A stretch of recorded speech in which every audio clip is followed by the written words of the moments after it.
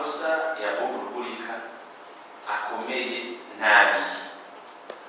Ubwa mbere, mu gihe umuntu aje akakubwira yuko ari we yagandaguye abo bantu, ntushobora guca umubika ngo utangure kugira we wenyene amatohoza hanyuma ngo uheze uce uvuga ati amatohoza nashitseko naya.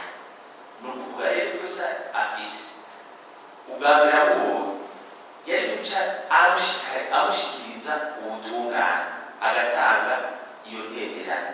Nicyo gituma burya babagirije kimwe bita manque de solidarité. Ubwa kabiri, atanguye kugira amatohoza wenyine agaheza akayashikiriza ku maradiyo, ni ukuvuga yuko yashatse kwigenza nk'ubutungane kandi atabifitiye ububasha. Ubwa kane, nk'uko mwabibonye kandi ubutungane nuko burabishikiriza no ku bandi bavuga ati bari kumwe n'aba, hariho imari bavuga ati uyu muntu icyo gihe abo babikira bagandagurwa hariho umuntu yavuzwe ubwabo atari ngaha mu Burundi.